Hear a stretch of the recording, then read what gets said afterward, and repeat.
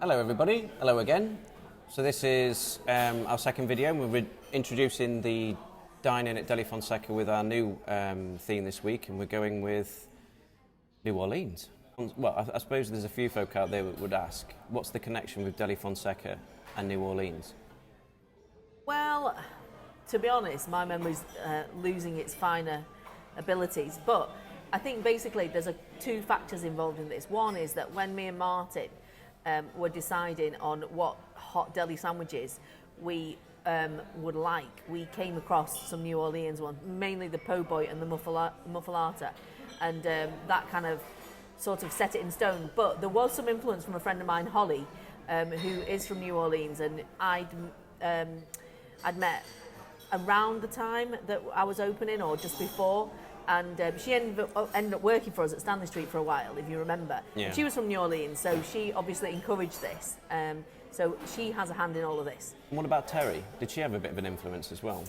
Well, Terry, our American pastry chef, yes, but she was more involved in the puddings, wasn't she? Right, okay. So she was the one that brought about the crack pie and various other American classics, and her pecan pie has never been beaten, to be fair. And she's still around, so if you know her, say hello to her from us. Absolutely.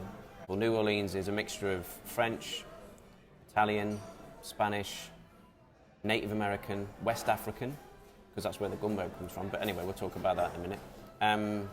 So yeah, I suppose we need to try it. Are you hungry? Always? That's unfortunately one of my problems. So we're going to start with the starters, yeah? Yeah, so Chef done some baby back ribs. When people talk about baby back ribs, it's simply where the ribs lie. And we've got some crab cakes. So yeah, sweet corn, red pepper, just really tasty crab cake. That's really nice. It is some heat there, isn't there? There's a bit, but it's a nice warming heat. It's not like a pokey heat. Absolutely. Right, so we've got one of our favourites and one of the customers' favourites. Yeah. The Filet gumbo. Gumbo or filet gumbo uses smoked meats. This is where the sort of the French influence comes into it in terms of smoked sausage and whatnot. You've also got lots of ham or bacon in it. We've put bell pepper, carrot, onion through it. And it should start off with a really dark roux, and that's the reason why it's so dark, is because you basically create really rich dark roux. That gives it a bit of substance. It's a really interesting sort of consistency, isn't it, like gumbo? That's because of the okra that's in it. I like the word unctuous. And then you've got filet powder, which is from the sassafras plant. So it's dried leaves made into this powder, and that gives it really interesting flavour, but also an interesting consistency. Now that's the sort of Native American sort of influence. It's actually based on a West African dish called, I think it's gumbo or something like that. So that's where the name comes from, and the addition of okra. And then we put some sautéed prawns on there, chicken wing, bit of rice. We've got to eat it. And it's got a really nice thick gloopy texture. Yeah.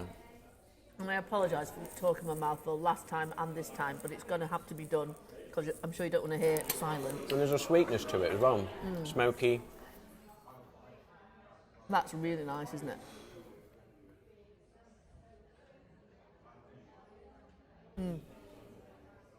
To be honest, it's one of these dishes that, when it comes to, you think the main event is like your chicken and the prawn on the top. But when you start eating it, I don't know about anybody else, but I would save a bit of the best bit to the last mouthful. Yeah.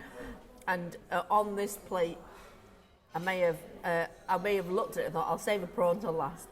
But actually, I will save the gumbo till last. I've had this on the menu over the years, and it's some of our regulars, you know who you are, Dom, are obsessed with it. So I hope you'll enjoy it, and I would definitely recommend it. There is some heat in it, but it's not like super hot. It's just warming, isn't it? There's sweetness. It's the texture really as well, isn't it? That's just so delicious. It's the mouthfeel, texture. It's perfect for this time of year. Exactly.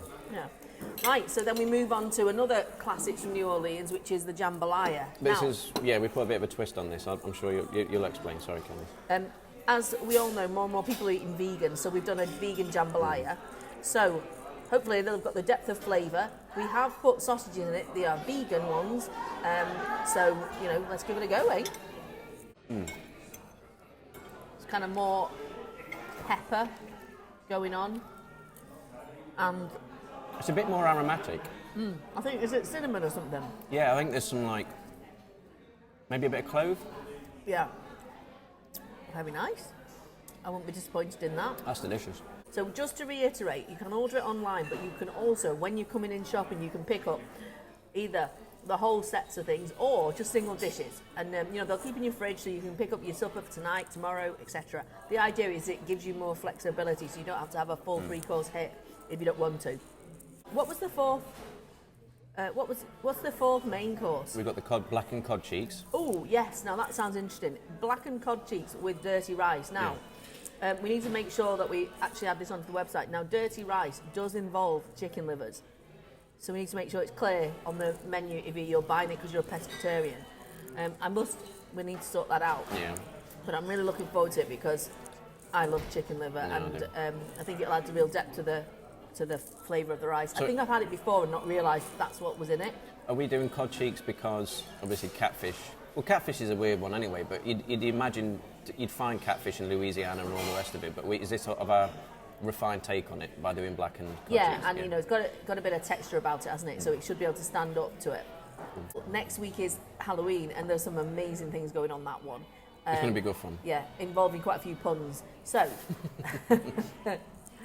anyway, so we'll get on to... We've only got one dessert ready for us to try because we didn't want to eat everything today. So this is our pecan pie. If you're wondering how to do display like that, what you do is you plop a bit here, take the back of your spoon and you pull it along. It's not that hard, but you just need to go with it. Don't try and do it slowly, it doesn't work. You just have to kind of commit. Right, after you. Oh, you go first. No, you go first. I'm going to take the nose off again. Yeah. Okay. So this is Sam, isn't it? That's done so this Sam is one of our sous chefs and she does a lot of pretty much all the desserts.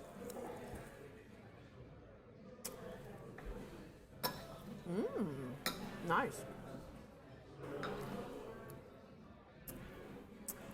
I've grown into nuts, should I say? As I've got older, I think as a kid I would say I didn't like nuts, but now I love them. When I was growing up, and we had stockings at the end of the bed, which was actually a football sock.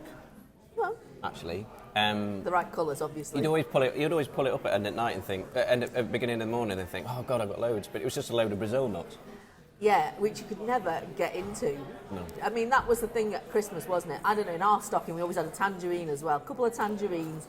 And I don't think we got given nuts, but we always had nuts, like, in a bowl on display with a nutcracker. Yep. And the only person that would ever, manage to crack the Brazil nuts was my dad.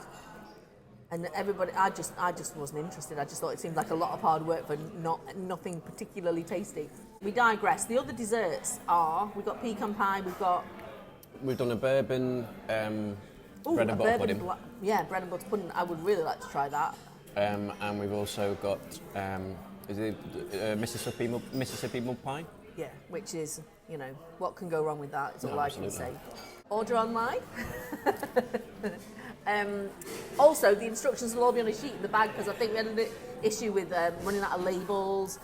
So we've solved that. Thanks for the feedback. Yep. First week down, good so far. We're really happy with it. Happy with this, and then we've also going to be posting the next two menus: the one for Halloween and the one for Bonfire Night coming up. And Bonfire Night is biggie for me, so it'll be all the traditional things like parking. In the meantime, however, at the weekend, Tom hosted our 10th anniversary birthday 10 for 10 meal here at Dockside, didn't you? Yeah. How did it go? I couldn't go. Well, it was quite emotional actually. So many guests, lots of familiar faces, and thank you all for coming. It was just an amazing couple of nights. We had some lovely cards and gifts off folk that have been coming to us for almost 10 years. And it was a great celebration of all things Deli Fonseca. We had some old employees, so thank you little Joe and Liam for coming down, that was amazing, that popped down to see us, and I think the food was really well received. I think the best bit was that each one of the chefs that contributed all had standout dishes, so it was a really, really good fun. The only other thing that I think we need to talk about is like where we're at to with all these tier 3 lockdowns and stuff. Yeah. I mean, from the business point of view, we are not entirely sure what we're going to be doing with the restaurant because even though there's a nice little bit of noise in the background here, ultimately we are operating at about 25 to 30% of what we normally have, and obviously that is not possible to survive on. No. So we have to make a decision soon as to how that's going to be. Now, we'll have to see how customers vote with their feet. You know, I think that when the initial news broke, people are obviously fearful, might stay at home. But what I would say is that you remember that we have been left open for a reason. It is not dangerous to visit restaurants when the right precautions are in place. I think we are particularly not dangerous because we have the space, we have fresh air, aircon, you know, we have everything in place. So we would say to you, if you are wanting to dine out, please do come down, because it makes a massive difference to us. Yeah. We'll keep you updated on our opening hours and what we're going to change, if we're going to change, and how. But yeah, it is a horrendous time for hospitality at the minute, as it is for many other people. Yeah. And we don't want people that can't afford it to come and spend, but if you can afford it and you want to be eating out, please do come out. The other thing to mention is that corporate hampers, as in gifts for your clients or for your staff who are working at home, you know, that is that's a definite thing. People are doing it. We've got customers that are doing it. We would like more customers that are doing it. It would be great for the business if we can up the amount of business that we do. That would take the pressure off the losses of the restaurant.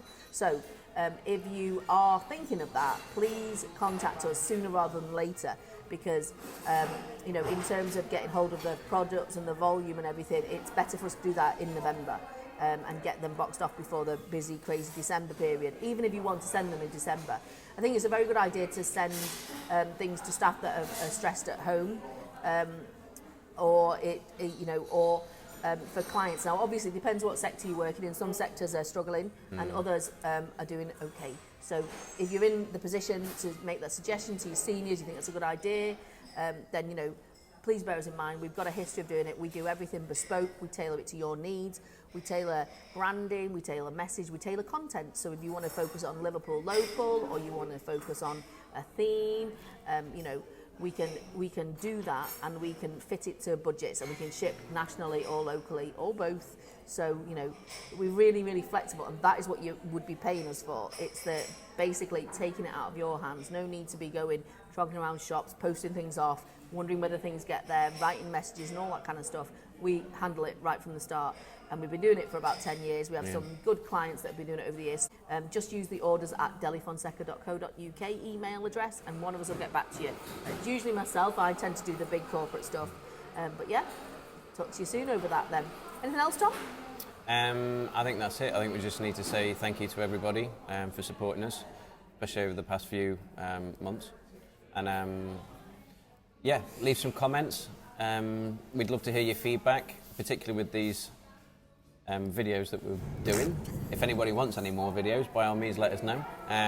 So yeah, thank you very much, guys, and we'll see you in the next one.